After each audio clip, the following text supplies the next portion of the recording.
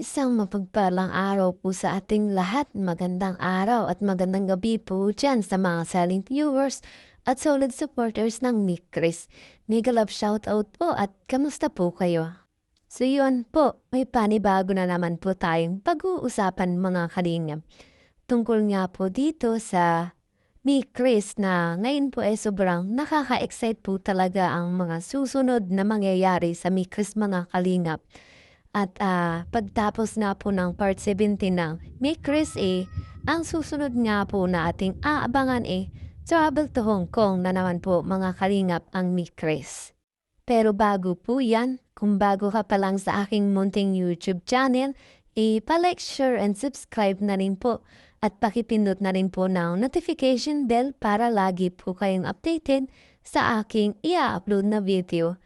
At paalala rin po, bago po tayo magbigay ng ating mga opinion at komento, tapusin po muna natin ang kabuuan ng ating video para alam po natin ang ating i-comments mga kalingap. At suportahan po natin ang mag-ama na matubang at napakaganda nga po yung pinapakita nila sa atin mga pagbibigay saya at tulong sa ating mga kababayan.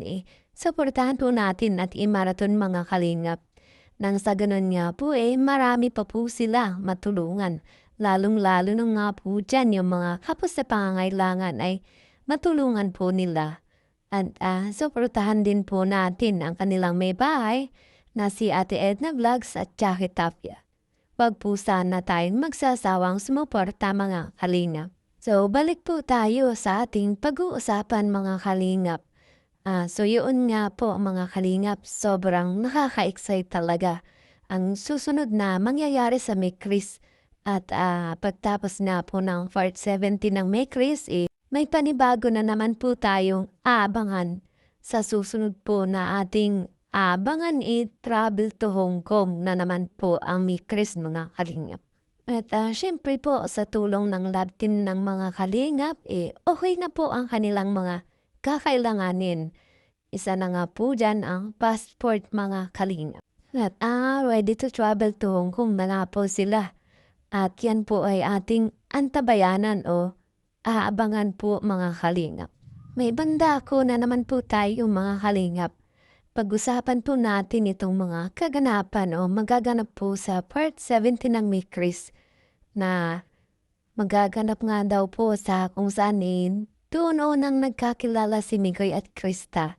Sabi nga po ni Mikoy sa kanyang live ay mas masaya talaga na doon nila gaganapin ang part 70 ng May Chris dahil doon nga po sila unang nagkakilala, doon po sila nagkapalagayan ng loob kumbaga mga kalingap. At kung babalikan nga po natin sa unang pagkakilala pa lang po ni Mikoy at Krista, halos nagkapalagay na po agad sila ng loob. Kumbaga mga kalingap naging close agad sila sa isa't isa. At itong si Mikoy po natin na love at first nga po dito kay Krista mga kalingap. Sabi pa nga nung marinig nito ang boses ni Krista nung umawit ito lalo pa nga daw siyang napahanga. Grabe, sobrang napabilib mo ako kanina nung kumanta ka. Hindi ko maiwasang mapapalakpak, grabe. Sobrang ganda ng boses mo. At pwede mo gamitin yan para sa future mo. Tsaka bukod sa magandang boses mo, napakaganda mo pa. Wow, grabe naman po talaga mga kalingap. Ganun po talaga siya napahanga ni Krista mga kalingap niya. Dahil bukod sa maganda ito maganda rin ang kanyang boses mga kalingap. Kung ating nga pong alamin, meron pa rin talagang nangbabash dito sa May Chris. Pero kahit andyan po yung mga bashers na yan di pa rin talaga nagpapatinag itong May Chris. At lalo pa nilang pinatatag ang kanilang love team mga kalingap. At kung mawawala man itong love team na ito panigurado pong marami ang hindi papayag. Lalo na nga po dyan yung mga nagmamahal sa May Chris at mga supporters po mga kalingap. Dahil nga po sa kapulitan ng dalawang ito babalik-balikan mo talaga ang kanilang love mga kalingap. Kasi inutusan ako ni Kalinga Prab. Na? Kalinga Prab ba talaga Wala nga sila kuya. Maniwala ka, hindi ako nagbibiro. Hindi naman ako mukhang kapani-paniwala pero hindi ako nagbibiro sa'yo. Makikipag-meet tayo kay Kuya Val at Ate Edna. Wow! Yeah. Oh, di ba? Oh. Magbihis ka na. Totoo? Oo. Kaya magpaganda ka, ha? Eh, joke time mo na naman ako eh. Hindi ako Yan ka na naman. Hindi ako nagbibiro. Ano ba? Eh kung si Kuya Val, mamimit natin, dapat nandito sila Kuya Ram. Di ba? Nauna na sila dun. At do. Bakit ba ang tigas-tigas mo? Paniwalaan mo ako. So yaan po mga kalingap, pinasilit ko lamang sa inyo yung mga dati nilang vlog na sobrang makulit talaga ang dalawang ito mga kalingap. Dahil alam kong namimiss niyo rin po ito. At yung mga supporters ng ni Chris ay lagi po talagang nag-aabang sa vlog po nila.